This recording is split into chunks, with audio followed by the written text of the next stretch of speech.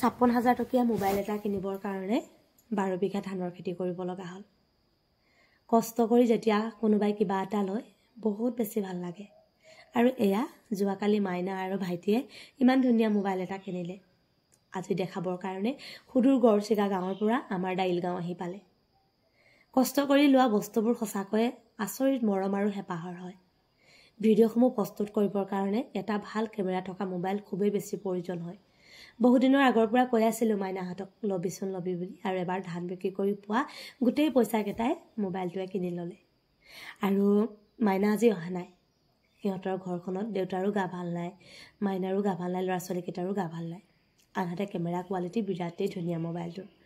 আমি তিনিওটাই ফটো মাৰিলোঁ আৰু অনুৰাগকো ফটো মাৰিব দিলোঁ। বিয়া পতাৰ পাছত গিৰিয়েক ঘৈণীয়েকৰ মাজত মিলা প্ৰীতি থাকিলে পৃথিৱীত কৰিব নোৱাৰা কাম সঁচাকৈ একো নাই। মাইনা আৰু ভাইটিয়ে বিৰাট কষ্ট কৰে দুয়োটাই হাঁহি ধেমালি কৰি। সেই হেতুকে আজি গাঁওখনত বা কেতিয়াও নোলোৱা বস্তু এটা জীৱনত প্ৰথমবাৰৰ কাৰণে আজি ল'বলৈ পাৰিলে সিহঁত দুয়োটাই।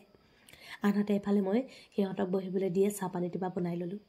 বিস্কুট আৰু মিঠাই অকণমান ল'লোঁ। আনহাতে ভাইটিয়ে লৈ আহিছে গাহৰি মাংস, এফালে মূলা, মই খাই ভাল পাওঁ কাৰণে তামোল, জলকীয়া, অনুৰাগৰ কাৰণে চিপছ, কবি আৰু বিলাহী।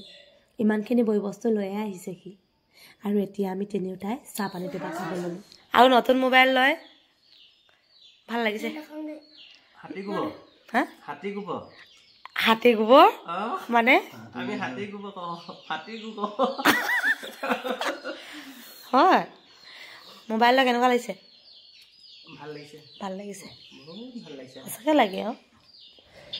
চাহটোপা খোৱাৰ পাছত তামোলখনো ভাইটিক খাবলৈ দি পাকঘৰত এতিয়া অকণমান মচুৰ দালিখিনি তিয়াই থওঁ বুলি ভাবিলোঁ। মচুৰ দালিখিনি তিয়া মানে জুইকুৰা জ্বলালোঁ আৰু চাউল কোলা জাৰি ল'লোঁ। আমাৰ কুকুৰাখিনিৰ যিটো উৎপাত, চাউল কোলা জ্বলাৰ লগে লগে দৌৰ মাৰি আহি পায়ে যায়। সিহঁতক অকণমান খাবলৈ দিয়ে ভাতৰ চৰুটো পাতিলোঁ।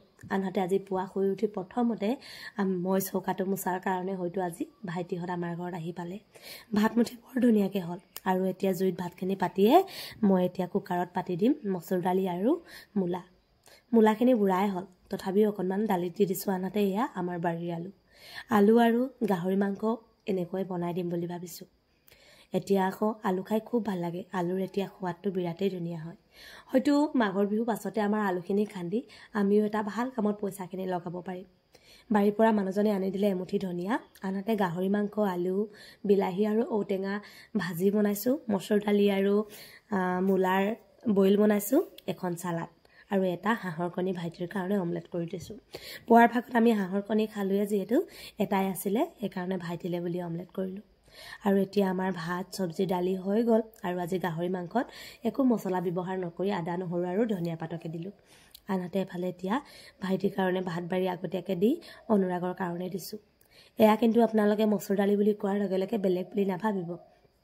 এইখিনি আমাৰ ঘৰতো